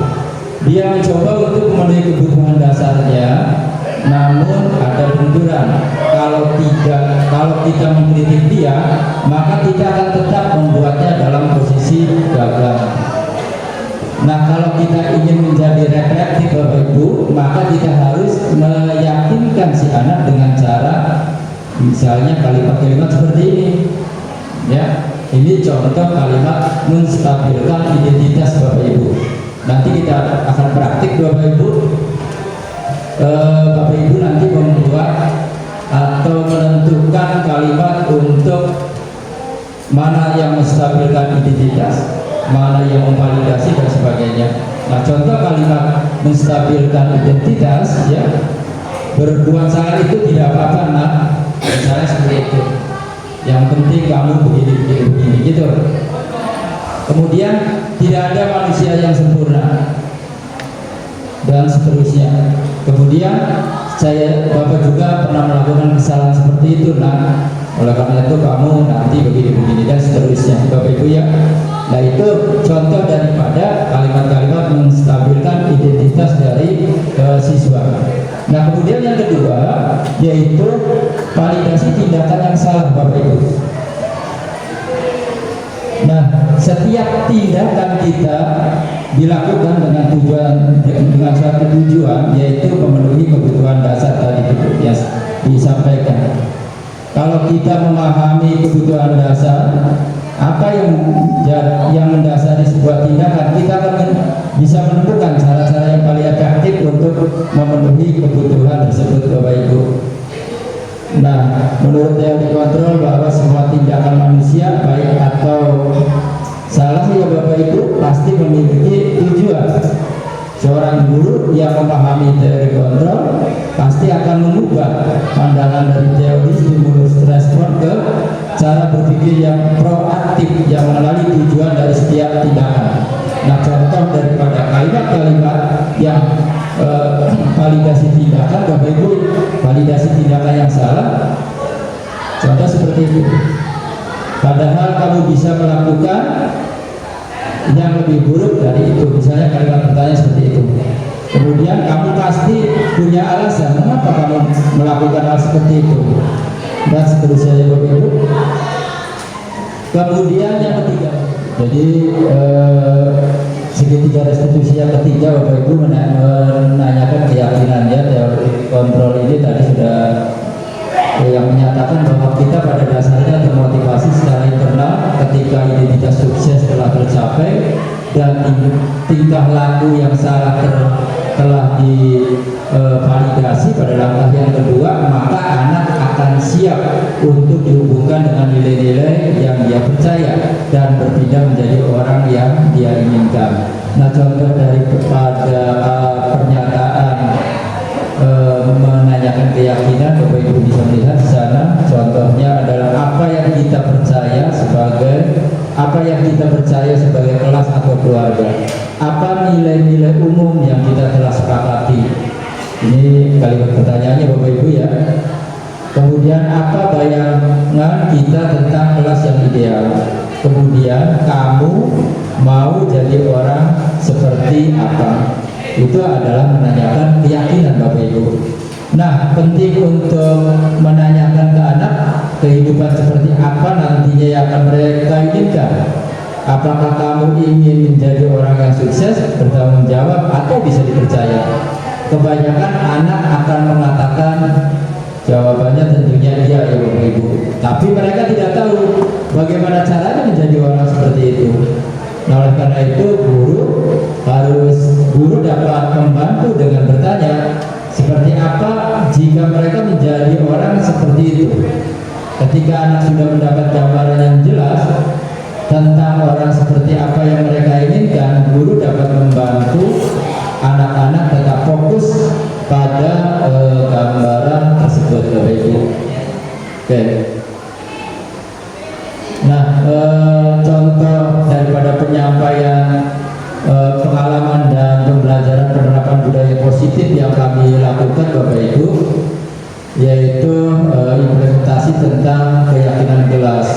Sebetulnya saya juga kalau briefing atau rapat pengen menanyakan ke Bapak Ibu, apakah Bapak Ibu sudah membuat keyakinan kelas di kelasnya yang Bapak Ibu ajar, misalnya Bapak Ibu.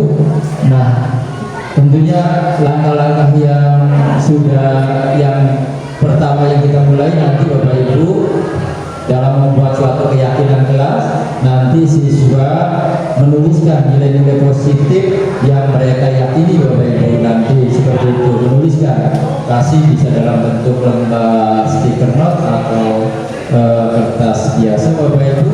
Kemudian langkah yang kedua, nanti siswa bisa menempelkannya di papan tulis.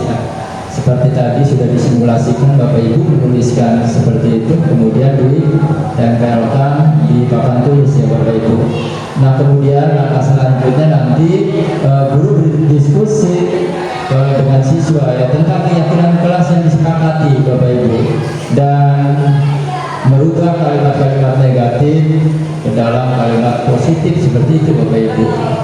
Dan yang keempat, Bapak Ibu, hasil keyakinan kelas yang sudah disepakati dan ditandatangani bersama ya Bapak Ibu. Sudah melakukan hal seperti itu Bapak Ibu? Ya, mudah-mudahan nanti bisa ke depan. Ya Bapak Ibu, nanti ini penerapan restitusi yang sudah pernah melihat video ya, bagaimana menyelesaikan suatu kasus atau masalah ya Bapak Ibu. Bapak Ibu bisa melihat kasus yang pertama.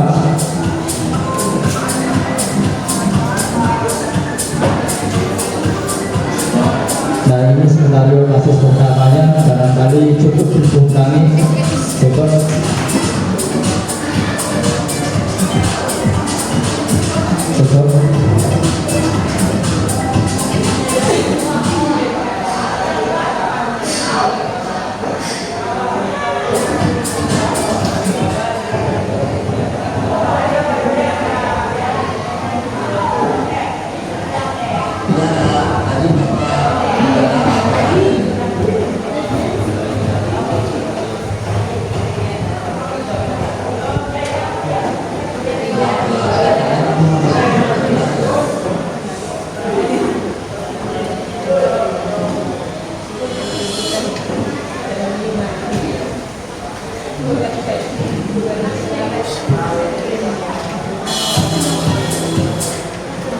Oke, Bapak Ibu bisa melihat dari bagaimana skenario kasus pertama Bapak Ibu, bisa Bapak Ibu baca.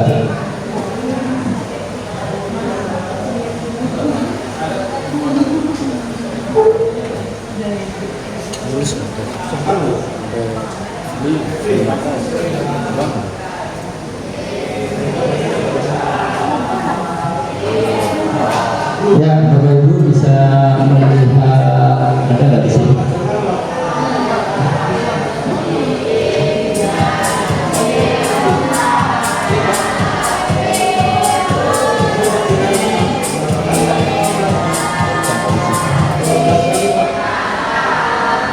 Oke, Bapak Ibu bisa melihat skenario kasus pertama ya Bapak Ibu di sana. Ya, kasusnya kalau nggak salah permasalahan Tiara ya.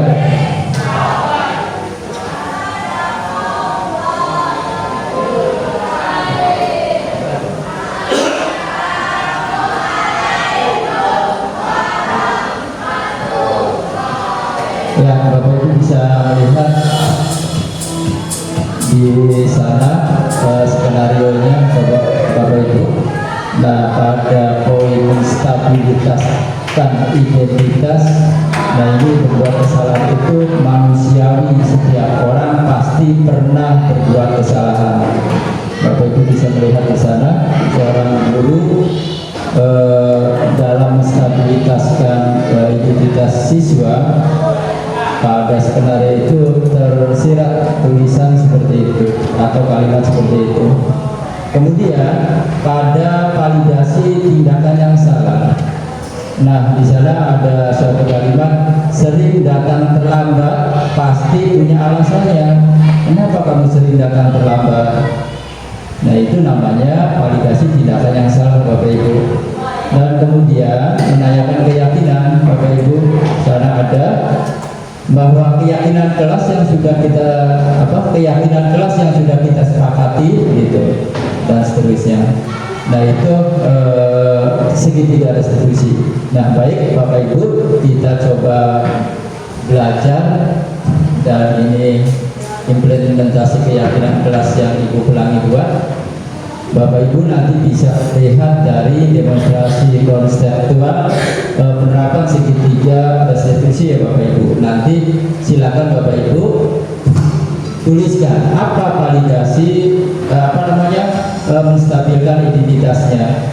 Kemudian apa validasinya, dan yang ketiga adalah menanyakan keyakinannya. Silakan nanti Bapak Ibu tuliskan di sana.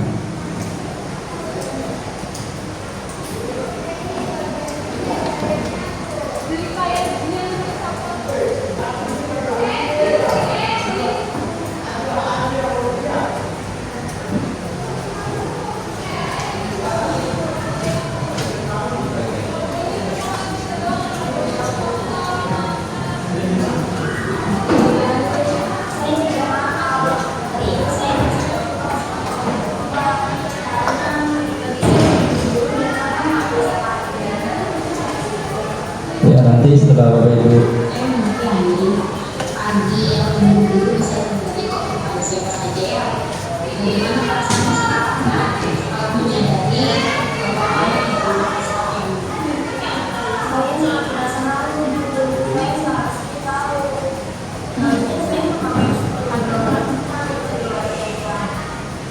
Memang perasaan sekolah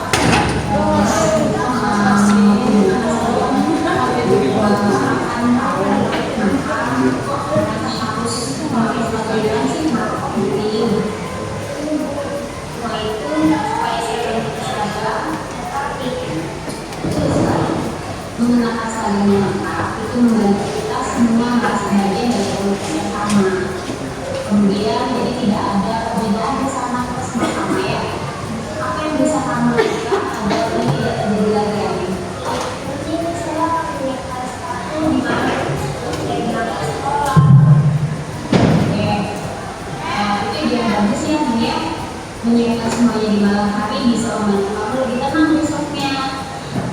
Selain itu, apakah ada hal lain yang mungkin bisa dibantu untuk menghasilkan kamu siap-siap? Mungkin kita bisa di kelas, tentunya untuk nanti mungkin ibu akan mencoba mengingatkan semua orang ya, tapi mungkin nanti ibu terbantu juga mungkin dalam kelas mungkin supaya kalian lebih ingat lagi ya. Jadi ini jangan khawatir, ini adalah pelajaran yang baik untuk Adin dan kita semua. Terima kasih Pak, saya janji akan berkirim. Oke, sama-sama. Saya pokoknya bisa melakukan semangat ya.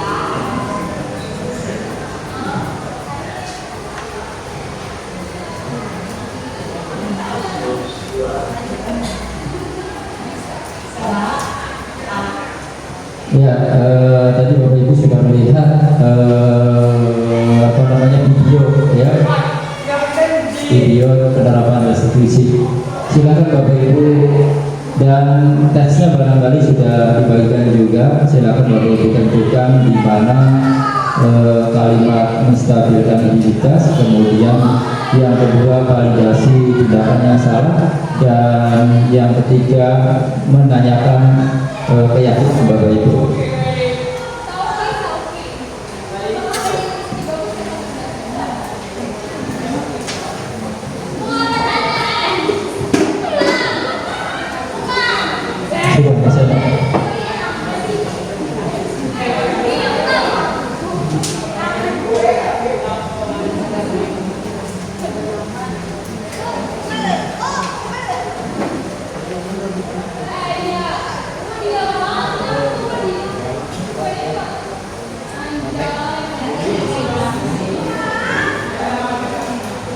Ya, nanti Bapak Ibu bisa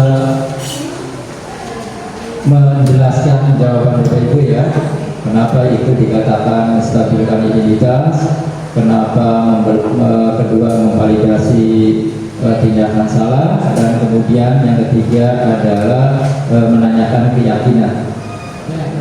Bapak Ibu sudah selesai?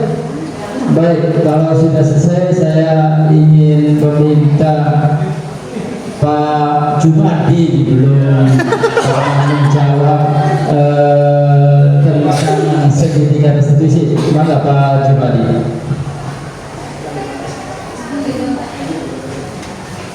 Ajum.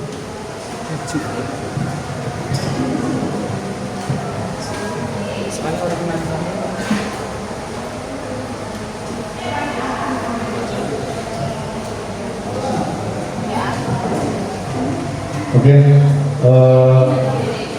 untuk jawaban yang pertama,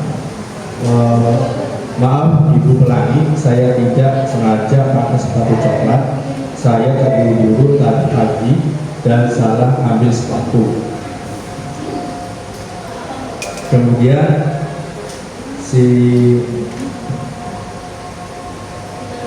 saya merasa malu Bu, saya tahu seharusnya memakai sepatu hitam. Kemudian, mengapa peraturan sekolah mengharuskan kita memakai sepatu hitam?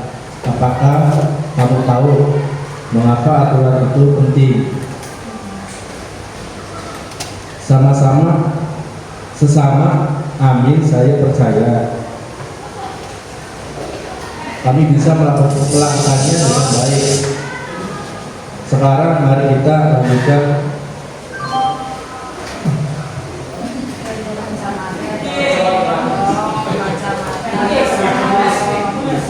Ya, terima kasih. Kita berikan terus kepada Pak Jumadi. Terima kasih. Tadi jawaban atau pendapat dari Pak Jumadi. Berikutnya coba saya minta Ibu Sita dulu ya. Ibu Sita, enggak.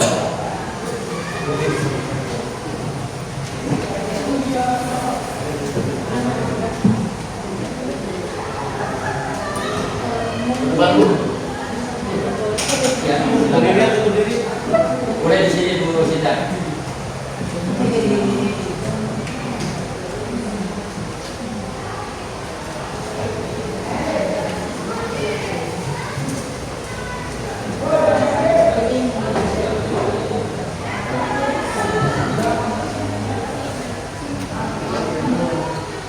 Kalimat menstabilkan identitas dari Bu Kali mungkin di bagian ini saya mengerti bagi yang berburu bisa terjadi pada siapa saja. Bagaimana perasaan sekarang setelah menjadi dua kali tidak memakai sekali yang benar itu mungkin masuk ke menstabilkan identitas siapa ya? Itu berarti validasi tindakan yang salah.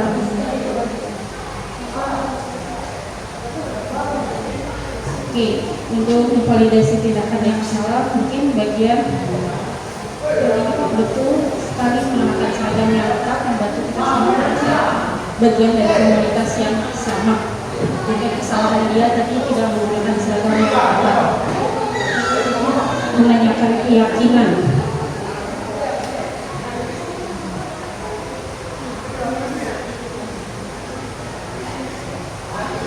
Mungkin di bagian yang ini Pak, saat Ibu kami menanyakan untuk kedepannya harus seperti apa dan Amin menjawab dia akan menyiapkan seragam atau keperluannya dari malam sebelumnya.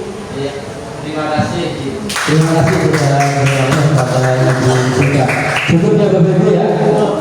Bapak Ibu bisa melihat jawabannya apakah sama dengan jawaban kami Bapak Ibu?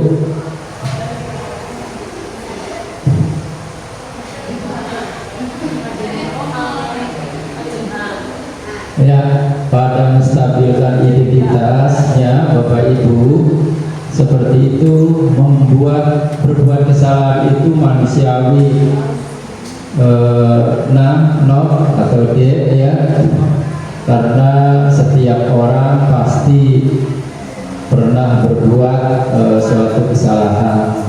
Itu namanya menstabilkan identitas. Artinya dengan kalimat seperti itu nanti anak atau siswa dia tidak langsung merasa suatu gagal itu langsung ngedrop ya Bapak Ibu ya, karena distabilkan emosinya, identitasnya dia sebagai seorang siswa ya Bapak Ibu. Yang kemudian validasi tindakan yang salahnya Bapak Ibu, bagaimana perasaanmu sekarang setelah menyadari bahwa kamu telah tidak memakai sepatu yang benar? Nah itu namanya memvalidasi tindakan yang salah. Jadi bagaimana perasaanmu sekarang setelah menyadari bahwa kamu tidak memakai sepatu yang benar? Memvalidasi Bapak Ibu artinya apa maksudnya namanya memvalidasi itu? Mengamati, memetakan ya Bapak Ibu tindakan-tindakan yang salah. Nah salah satunya pada cerita itu seperti itu. Ketiga, menanyakan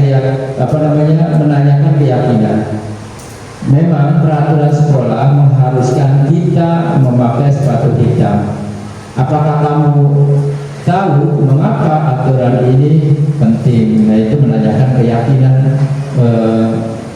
Restitusi yang ketiga menanyakan keyakinan. Seperti itu nanti Bapak Ibu. Jadi kurang dan lebihnya ya Bapak Ibu. Ya kurang dan lebihnya mohon maaf, dan saya serahkan kembali sepenuhnya kepada MC ya. Terima kasih. Wassalamualaikum warahmatullahi wabarakatuh.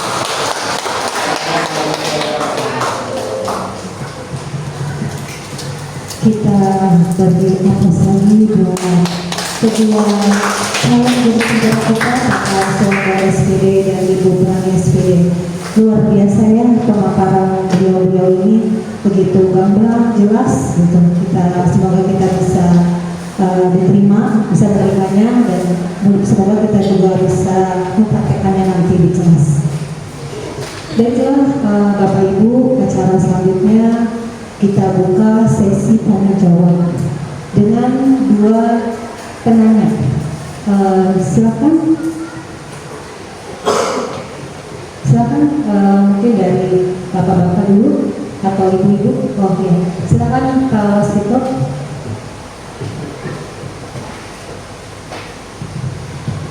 Terima kasih. Pertanyaan saya adalah mengapa budaya positif itu penting diterapkan di sekolah? Terima kasih. Pertanyaan dengan Pak Waskito. Yang kedua apa langsung? Yang kedua silakan Ibu Tantia. Terima kasih. Pertanyaan saya, yang kita tahu kita saat ini jadi pengajar dan kemudian mengajar di dua generasi yang berbeda. Kita lahir di generasi milenial, kemudian harus mengajar anak-anak generasi Z yang karakternya juga berbeda dengan kita, yang mereka sangat manja, kemudian juga sangat ketergantungan dengan gadget dan lain sebagainya. Pertanyaan saya, bagaimana cara membangun kesadaran diri dari mereka tentang budaya positif yang ada di lingkungan sekolah? Terima kasih. Baik, nanti langsung dijawab langsung oleh Pak Sondo atau Ibu Mani. Ya, terima kasih. Tadi pertanyaan dari Pak Waskito, mengapa budaya positif itu sangat penting buat di sekolah, Bu, ya, sehingga dalam pendidikan guru penggerak juga mewajibkan atau diminta untuk memahami tentang budaya positif di sekolah, ya Bapak Ibu ya. Tapi sebelum saya nanti menjawab ini, tentunya barangkali dari teman-teman kita yang ada di sini bisa membantu untuk menjawabnya. Bapak Heno barangkali.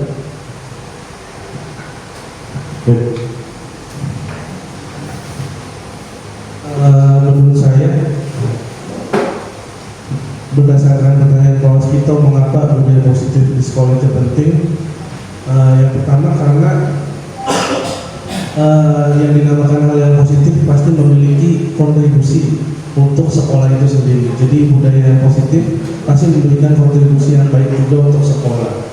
Kemudian yang kedua, tentunya sekolah yang memiliki budaya positif bisa akan memberikan rasa aman dan rasa nyaman bagi siswa itu sendiri.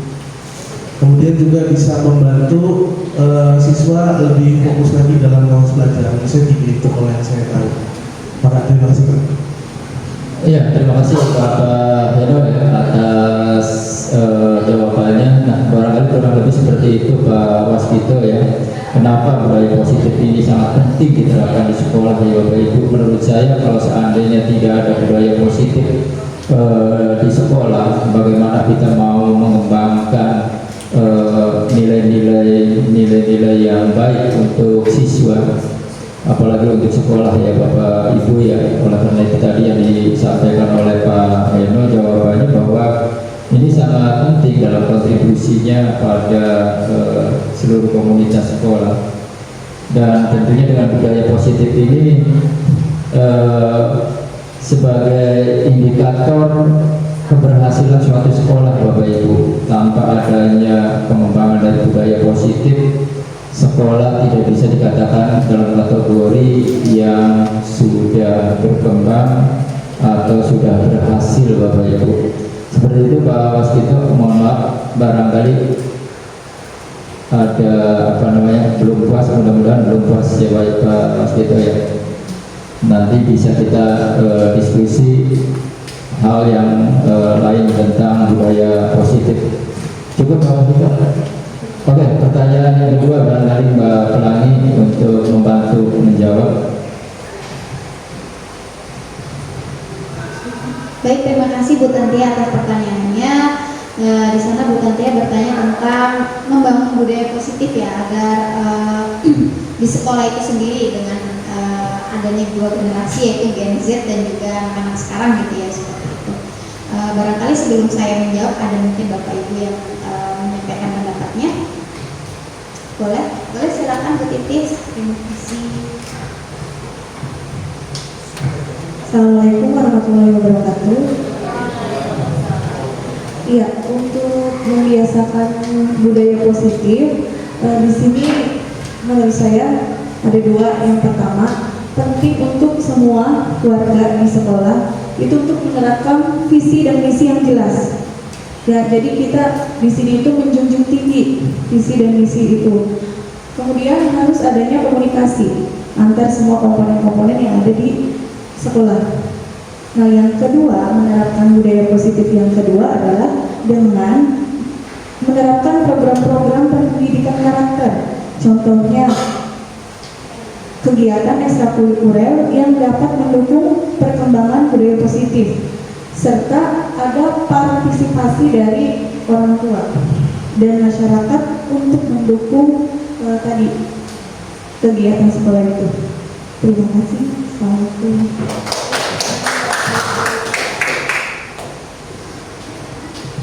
Masya Allah, luar biasa. Terima kasih Bu Titis. Tadi sudah lumayan cukup jelas ya Bu Titis ya, dari betul ya Bu Tantia, bagaimana? Cukup? Oke. Iya. Jadi memang butuh pertama visi misinya harus disampaikan, kemudian ada komunikasi, di mana komunikasinya tidak hanya dengan murid tapi juga dengan orang tua, seperti itu Bapak Ibu. Jadi simbiosis antara tiga komponen penting dalam hal pendidikan itu juga harus terjaga untuk membangun budaya positif itu sendiri. Itu ya Bapak Ibu tambahan dari saya. Bagaimana Bu Tantia? Aman? Oke, siap. Itu saja mungkin dari kami. Mangga saya kembalikan lagi kepada Ibu Ila.